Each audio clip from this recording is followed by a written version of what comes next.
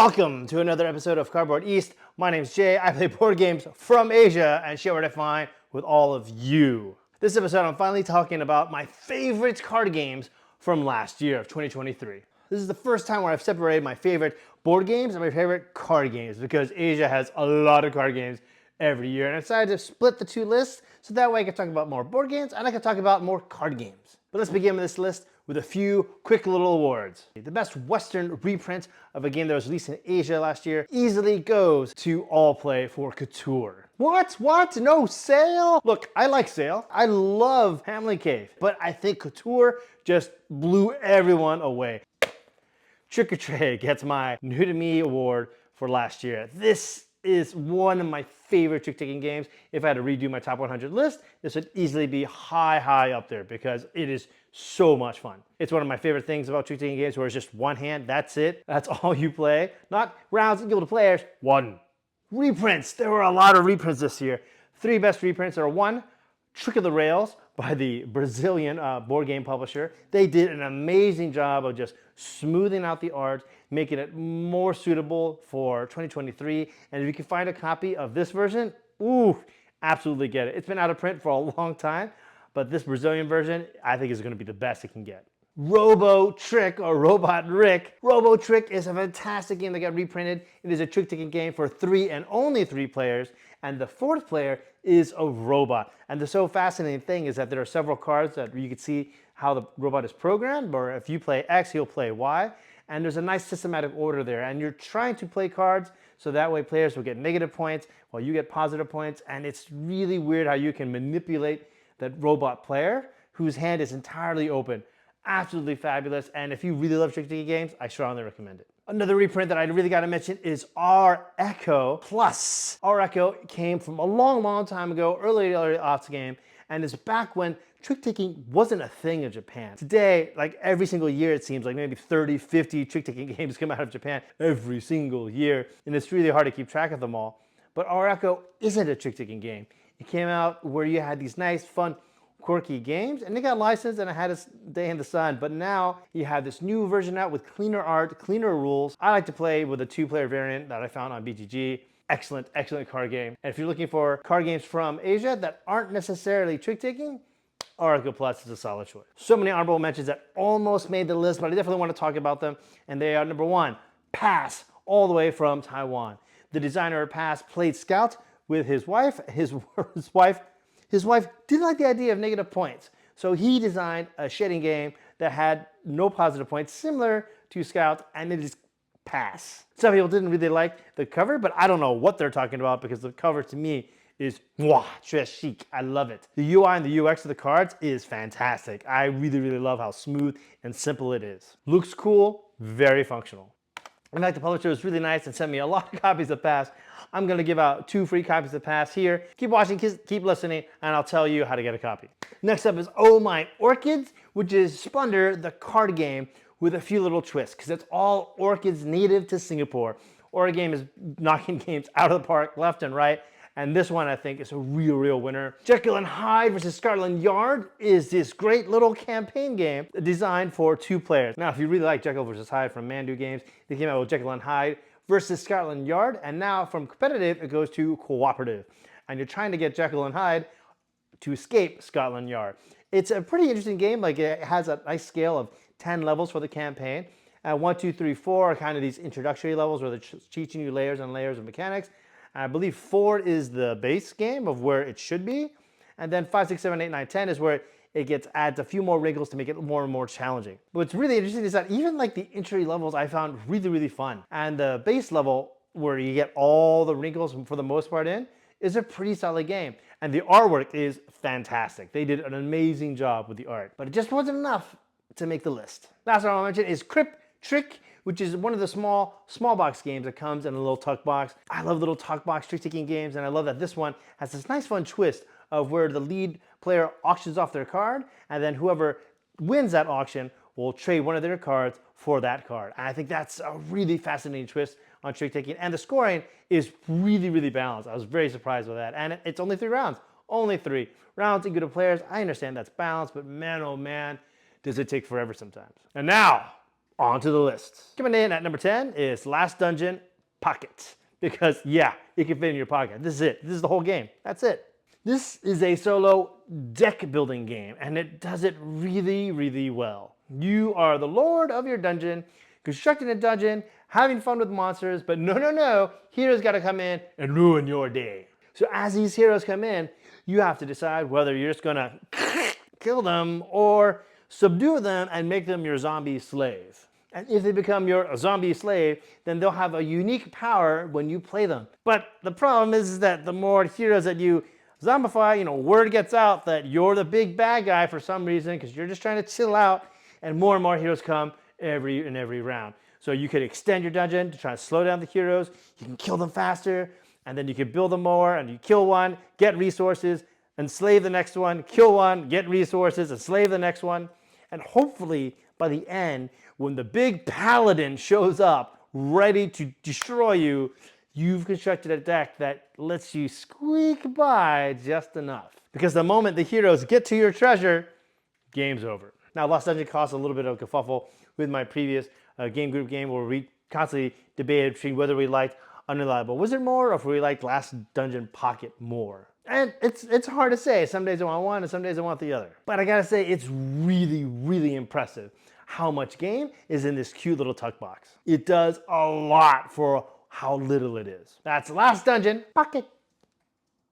Number 9 is Trick of Fixer. Oh, I love this game. Almost my favorite trick-taking game from last year. Do not let this plain, ordinary box deceive you.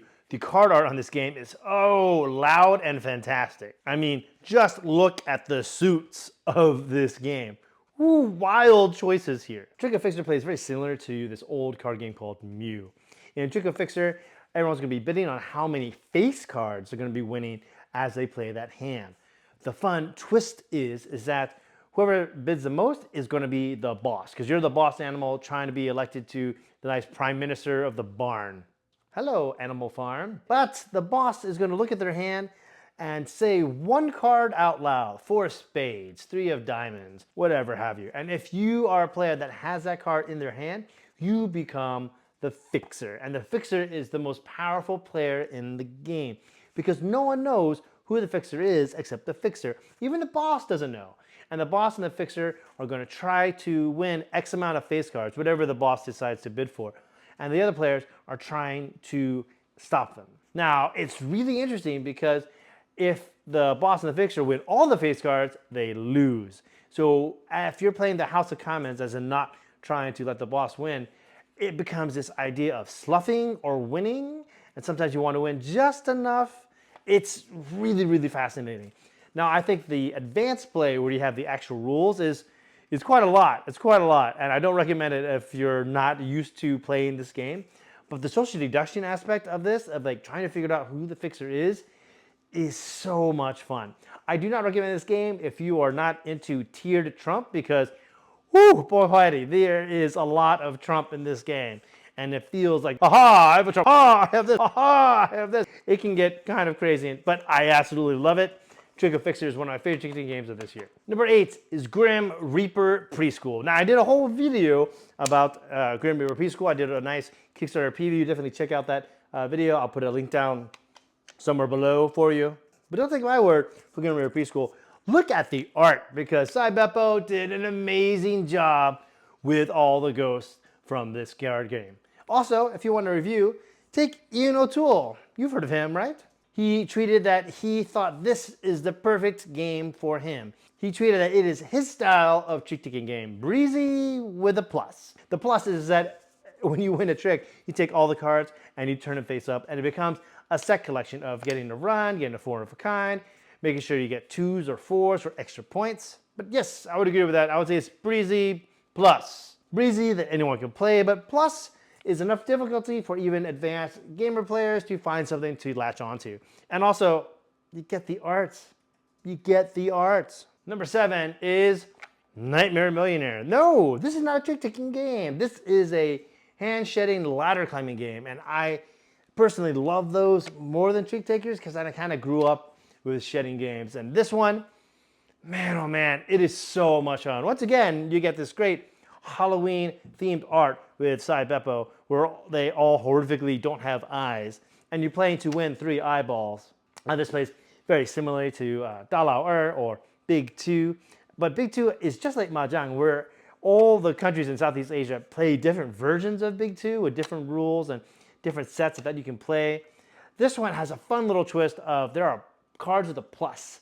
So for example, they have 2+, and you can play 4 with a 2+ to make it a 6, or you can play it just as a 2, and I really, really like that extra wrinkle in there. It's just so explosive. You could be losing the game, but all of a sudden win with 3 eyeballs. It's so interesting. I really love how the wild cards are the scorecards in your hand. So you want to keep them in your hand so that way it's more flexible so you can go out faster, but at the same time you want to drop them out of your hand as quickly as possible, because when you go out, your score is equal to the number of wild cards in everyone else's hand. Really interesting choices there. But Number Millionaire is a good time, and I love it. Almost my favorite shedding game of the year. Now, number 6 is a little bit of a cheat because it is technically a reprint, but it had its first international release last year, and that is Tiger and Dragon, my favorite Oink game. And another shedding game. I like shedders, I'm sorry. But did I say card shedding? Because it's not cards, they're tiles. And these tiles are, whoo, primo posh. I really love, there's a lot to love in this game. The only way that I will play it is with 4 players. I think that's at its best and also at its worst. If you're not syncing with your partner, you can have a bad time. But with Tiger and Dragon, you're just shedding tiles from your hand. So when your partner sheds a tile and that person passes, it's up to you to play or most likely pass. So hopefully they'll be able to knock out another tile from their hand, because you're only playing so that one person goes out of your team. The fun twist of this one is that each round of play, you choose one of, I believe, 10 different round cards that are in the game, and each one has a different slightly scoring ability. So as you're playing round to round, you're playing a little bit differently. And that keeps each round of the game fresh and exciting. Now I've gotten to the point where I see these round cards quite often and I'm ready for another set, but I really, really hope that Oink just releases just another set of round cards, because that's all this needs. Just like 10 more, and then you'll have 20, and you'll have more than enough variety to kind of play with what you want. But Tiger Dragon is a fantastic 2v2 shedding game.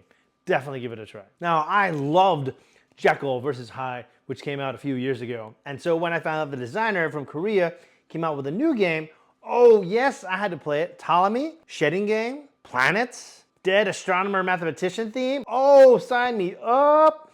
Now, it's very odd because when I play this game, not everybody loves it. I mean, the quality of the components, it's not great. It's a very small budget game, but if you can get a hands on it, I think it's really, really worth it. Unlike other shedding card games, in this one, you only play 1 card at a time. And it's so fascinating how the planet mechanism works, where each round or each trick of play, each planet can only move up once. And it's not about the value of your card, it's about the position of the planets. So if you're moving up Venus and Venus moves up to 5, well then your opponent has to play a card that allows one of the other planets to be equal to 5 or higher in that position. And it's really, really fascinating. Now you might think that Ptolemy sounds a little bit more tactical than strategic, but when you look at your hand of cards, knowing that each planet can only move once, and if you're heavy on one planet, you want to shed those quickly, and try to balance out your hand, there are some really, really fun decisions here. And the way the planets work makes the gameplay very unique and unlike anything I've ever played. However, the rules are not great. It took us a few times to play the game before we realized how we should be playing the game. But that's my number 5, Ptolemy. Now coming in number 4, all the way from Hong Kong, Infiltrators, a deduction cooperative card game with a film noir theme. Oh, yes! Now, first we gotta talk about that art, because that film noir art is just stellar to look at. Looking at all the card art is so fantastic and intriguing. I absolutely love the art and the theme. I don't think this game is ever gonna get licensed in America because it does come with a gun, like a cardboard gun with cardboard bullets. And that can be problematic printing that in the US. But the gameplay is so good. Everyone will have a card face up in front of them, and you're trying to deduce what everyone's card is. You're trying to know who the infiltrator amongst your group are. And you're playing your cards vertically, saying that it is of this number or suit, or playing it horizontally, saying that it is not of this color or suit. But eventually, you'll get to the point where someone will grab the gun, spend one of the cardboard bullets, point it at the card, and say, red 5. And if it's red 5, then that card is eliminated, and you're one step closer to completing the mission. If you fail, then, well, you just wasted a bullet. No harm, no foul, but wait, you have only an X amount of bullets there. Wait, did you say mission? Yes, I did. Just like how the crew came with dozens of missions, so does Infiltrators. It comes up with 20 missions for you to go on, and each mission begins with this nice, thick, noir themed story that kind of progresses the story through, and each mission gets progressively harder. Sometimes there's like 1 infiltrator, sometimes there are 5, sometimes you only have like 2 bullets or 3 bullets and you can't make mistakes. Lots of fun table talk in this game. It's great to see a nice strategic card game come out of Hong Kong, because they have a lot of party games that have come out of Hong Kong over the years. They love them there. But please make more strategic card games, because I will eat them up. Number 3, I did a whole video on, and that is 4 Clans Conflict. In fact, I did a video, and then Rado did a video, and now I'm going to do a video about Rado doing a video, doing me doing a video. Now, in my mind, one of the best 2-player card games of all time is Battle Line. Old game from the aughts, but every time I see a new 2-player game, I always think to myself, is it better than Battle Line? Because Battle Line still holds up extremely well. And most of the time, 99% of the time, the answer is no. But 4 Clans Conflict, I had to say yes. 2-player area control trick-taking game? Yes, please. I'll put a link down below, and you can see my video on 4 Clans Conflict about why I think it's such a fantastic 2-player game. But definitely check that out. And what's even better is that you can play this with a deck of cards. That's how amazing it is. I'm sorry. But my number 2, you can't get this game. It's incredibly difficult to find. It's not even on BGG. Mini City. If you really, really want this game, find someone in Taiwan, tell them to go to Chanping Shu Dian or their Esleet. It's like their Barnes and Nobles. And maybe that store will have a copy of Mini City, because wow, this game is amazing. I tell people it's Suburbia, the card game. Do you remember a game called Oh My Goods? Well, don't play it, play Mini City, because it's so much better. In Mini City, you are a mayor of a small town. And on your turn, you're either going to build a new building on your street, or you're going to activate one of your workers who's going to activate all the buildings that he can on your street, and going from left to right, or left. And there are so many suits, there's so many combos, there's so many buildings that interact with other buildings. It's so much fun. I built a wonder for the Panama Canal, but the power is kind of like the Panama Papers, where I can move one card to any other location. And I was able to build a nice little engine around that and completely destroy my opponent. So much fun, so rewarding. This is a super fast, super fun, lighthearted engine building game that I will probably do a playthrough of, just to show everyone there what it's like and how it plays. Because wow, I can't get enough of this game. Now, it does come with the caveat that it is all in Chinese, so you could be having a rough time. Thankfully, I have an English translation of it, and I've sleeved it into all the cards. That's why I sleeved the game. So now I can play it here, and everyone can understand what's going on, because wow, this game is so much fun to play. I love engine building games, I love card games, and the fact that this combines them both into a very approachable system just makes it so much fun. And yeah, you can kind of pay attention to what your opponents are doing, but you really don't need to, because there's so much stuff that you're going for here. There are sometimes you want to hate draft so that someone doesn't get it, but this is the type of game where the hate drafting could be really detrimental to you and slow down your progression. So you're trying to build your street of 10 buildings as fast as you can and accrue points, because the micro decisions you make in this game are so fascinating. Do I activate this card? Do I place this card down first? So that way when I do my worker number 5, I can activate more 5 buildings. Do I tuck cards for points, or do I tuck cards for money? Do I take a card into my hand so that way I have more choices, or do I tuck my card and put it under a building so that way it's money that I can use to buy other cards? Lots of fun decision making here. I gotta play this game tonight. The first time I played this game here in Tennessee, I showed it to some new friends of mine, and they absolutely loved it, and they were begging me, please give me the English translation. I'll just make my own cards, because it's that infectious of a game. And this is from Zongge, the designer of vegetable stock, roundhouse, peely. Like, he has so much range in his design work. And this is what made me say that he is the hidden gem of Essen. I'll put a link down below to that video. If you're not following Good Game Studios, you should, because man, oh man, Bob makes some great games. Number 1, the best game of last year, the game that I'm still playing today that I think about all the time, is Owl, or Of What's Left.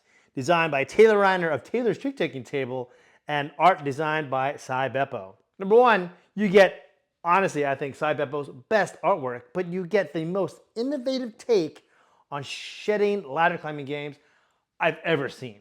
Most shedding games, the idea is for you to go out. But in Owl, you don't want to go out. You want to get as close to going out without going out. You want to get to one card. One card in your hand is your ideal goal. When one player goes out, round immediately ends, and that player scores 0 points. But everyone else, well, they'll lose points. So if I have 6 cards in my hand, I will lose 1 point per card for -6 points. That's not good. But if you have 5 or fewer cards in your hand, well, then you will look at the lowest valued card, and that card will give you positive points. So for example, if the last hand is 10 and 5, well, then you'll score 5 points, -2 for 3 points.